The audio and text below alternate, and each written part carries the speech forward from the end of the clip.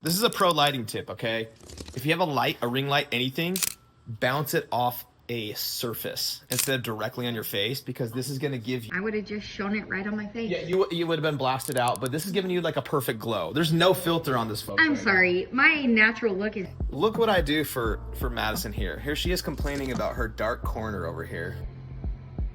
I need to look glamorous. How's your lighting over here? Is it...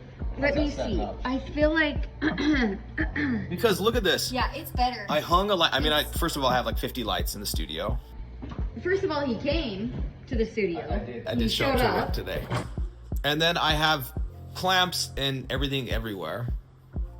And does it look all right? Yeah, I feel like the whole... I feel like I could deal with that lighting. Right? I feel like just like the whole aura is a glow lighting. better.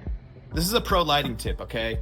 If you have a light, a ring light, anything, bounce it off a surface instead of directly on your face, because this is gonna give you... I would have just shown it right on my face. Yeah, you would have been blasted out, but this is giving you like a perfect glow. There's no filter on this, folks, right now. I'm sorry, my natural look is giving There's me no my filter on this perfect right glow. now. I woke up like this. So yeah, you want to do that. Like, you can get really a cheap light on Amazon or whatever.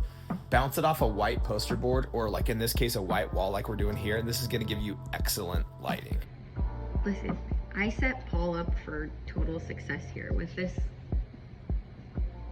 natural, beautiful skin barrier full of hyaluronic acids and serums.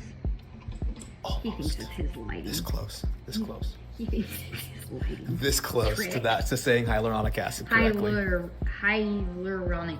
I have to say it slower because when I spell it, I swear she's a good copywriter, even though she doesn't know how to say hyaluronic acid. I'm here to do all the words.